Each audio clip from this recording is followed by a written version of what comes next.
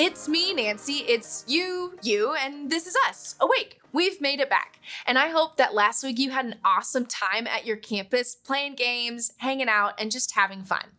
This week, I get to intro our new series called What Test? And I want to set the scene of where this idea came from, okay? You ready? You ready? It's Friday morning, and you've survived a whole nother week at school. You last night probably had some sort of practice, whether it was sports or music, and it's Friday morning, and your teacher is wah, wah, wah, and so you're zoning out like you do every time until you hear that lovely word test, and you go, what test? You're looking around at your classmates, what test is she talking about? You're bug-eyed, you're like, what? I don't know what's going on. This would be a nightmare for me if I came into class and I didn't know, I didn't prepare, I didn't study, I would be stressing out. And some of you are like, test come, test go, it doesn't matter, I'm awesome, or it doesn't matter, the test doesn't matter to me. I would need some of you to comfort me in this situation, because I actually think what's interesting is we've been going through tests our whole life. Literally, the moment you were born, there was a test.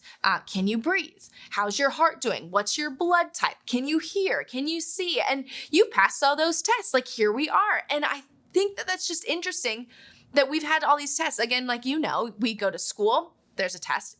You want to drive. There's a test for that. You want to go to college. There's a test for that. You want to get faster. There's a test for that. You want to lift weights, be super strong. There's a test for that. And the purpose of all these tests is to prove the product. This is your first fill in the blank. I'm jumping right in here, guys. You better be ready. The purpose of a test is to prove the product. Because listen, you go to a restaurant or a grocery store and you hope all the food has passed the test so that we can eat it. You put makeup on your face, it's passed some tests. You put medication in your body, it's passed some tests. You get in a car or an airplane, you pray that it passed all of its tests so that we can use it, so that we can be safe. And so here's the Google definition. I won't make you write it down, but I thought it was really interesting of a test. It's a procedure intended to establish the quality, the performance, or the reliability of something, especially before it's taken to widespread use. Now, what if I said Jesus has you in a test right now? Would you go, what test? I didn't know that there was a test. And I'm not saying that he's hiding behind the door or he's going to hand you a multiplication test before you leave. I'm just saying that he's testing you. And this is what our next series is going to be about. Last series, we're in the book of Mark, and Caitlin did this great job of talking about the parable of the sower, which is the farmer. He goes out, he throws out his seeds, and it lands in 4 different places. And so this series, we're looking at the book of Luke, which is Luke's account of the life of Jesus. And Luke also thought this story that Jesus told was really interesting. And so I want us to look at, how does Luke describe the seed that lands on the rock? And the ones on the rock are those who, when they hear the word, receive it with joy. But these have no root. They believe for a while, and in the time of testing, fall away. See how it says in the time of testing? Not when you're tested, not if you're tested, in the time of testing. You're in it right now. And so what test then would Jesus be trying to bring us in? What would he need to test us about? What does he need to test in my faith or in my obedience or in my character in order to take me from here to there? And here's the thing, again, if you want your life to move forward, God will give you opportunities to prove your potential. He'll give you this chance. But I don't want you to take this to say I'm supposed to prove myself to Jesus, prove for him. Don't take it that way, because Jesus already knows who you are in and out. He knows everything that you think, everything you've done, everything you've felt. He knows it. There's no need to prove ourselves to him. And yet, I think there's a side of it, though, that we need to prove ourselves to ourselves. Right?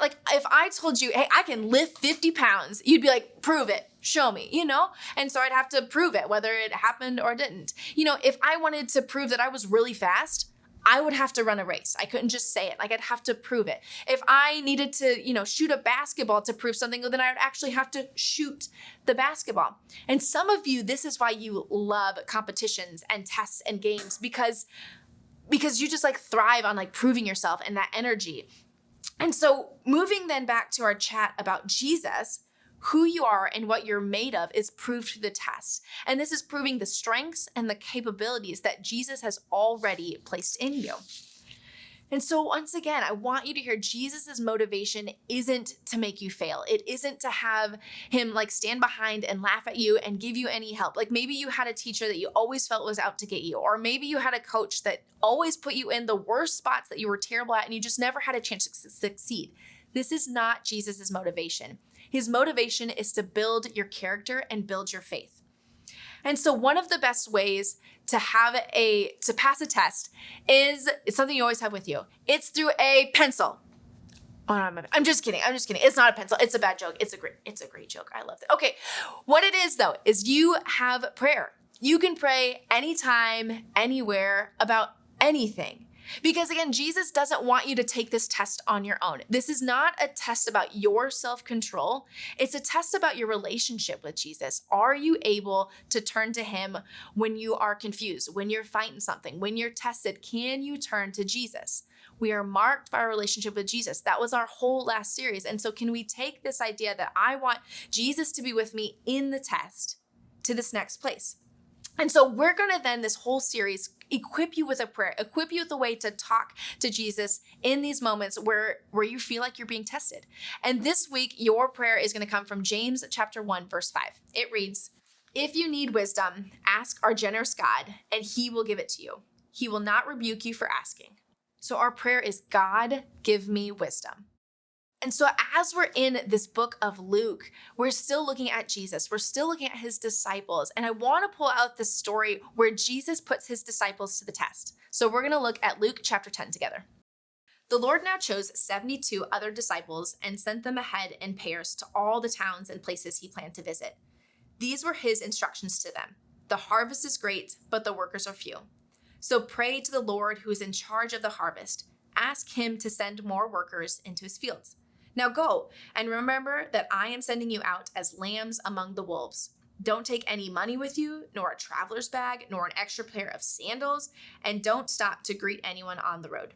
When I read these instructions from Jesus to his disciples, like if I were in the room, I'd want to be like, hold up, Jesus, hold up, Rabbi Jesus, King Jesus, friend Jesus. You're sending me out as a lamb among the wolves? Me, I'm 5'2" against an NFL linebacker. Like, what would you do that for? And this is Jesus's pep talk to say like, hey, you're going to face some people who are going to reject you, who are going to oppose you, who are going to offend you, who are going to have different thoughts than you. How are you going to react to this? And this is what Caitlin's going to talk about in a couple weeks of how do we react to rejection. And Jesus is just like saying like, hey, this is what you're going to go into. And what the disciples had to realize is that they were going into these towns that Jesus was going to enter in next. So whether they were welcomed or rejected actually wasn't on them. It was on Jesus to come and tell them, hey, this is what's going on. And so I wonder then as these disciples went through this, they had this prayer of saying, God, give me wisdom on how to get through this. God, give me wisdom on what to say, because if I'm a lamb among the wolves, I'm going to need a lot of help here.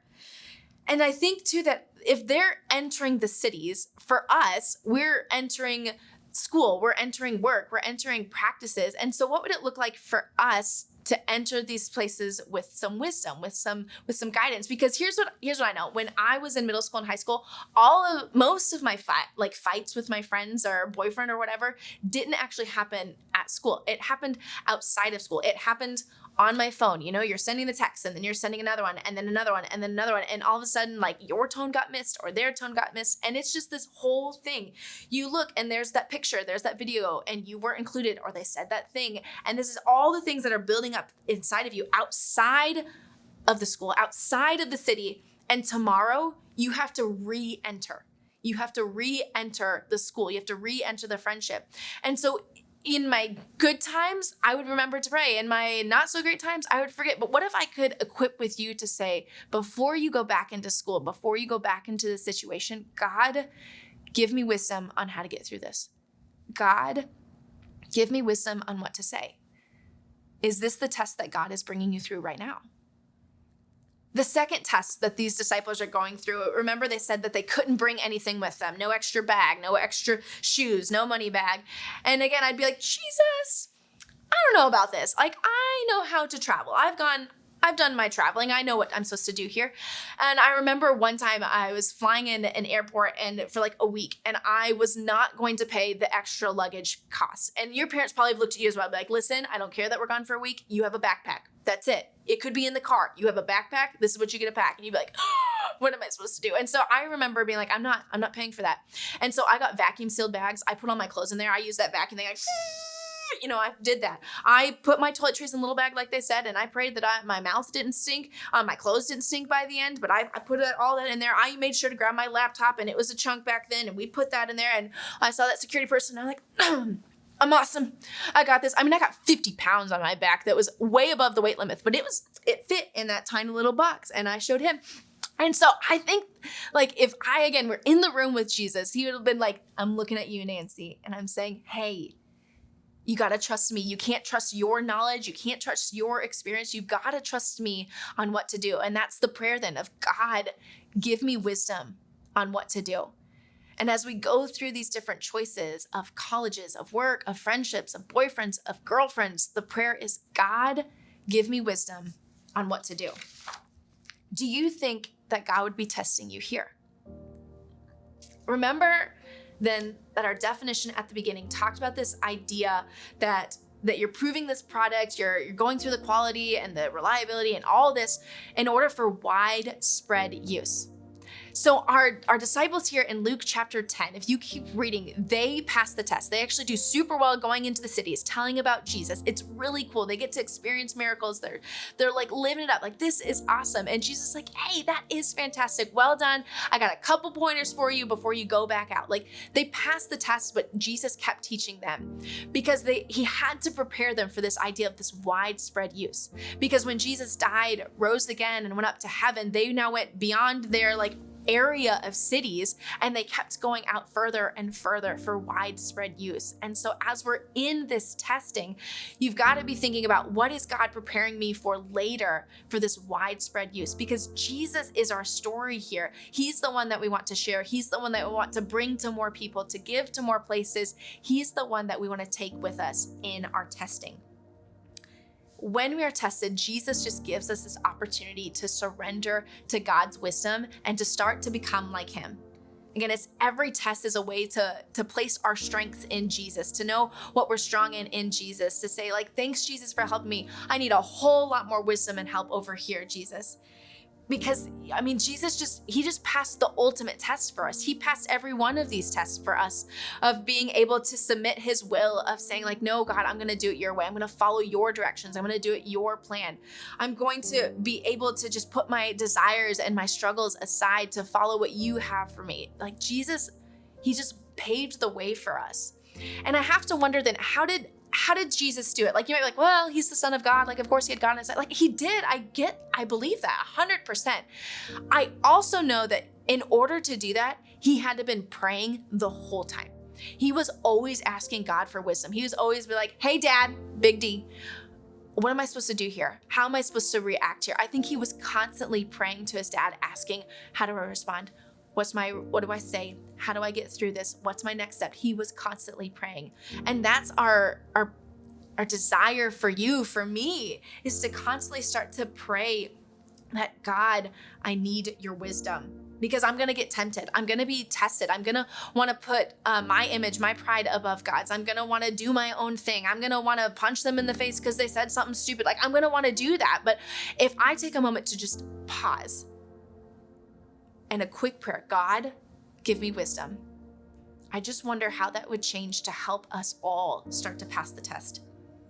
Because every situation, every test, it is that. It's, God, give me wisdom on how to get through this. God, give me wisdom on what to do. God, give me wisdom on what to say. We need his wisdom, because he, again, is trying to prove us, trying to set us up for this widespread use that he's got set up for us as we continue to trust in God's wisdom. And so, awake, let's pass the test together.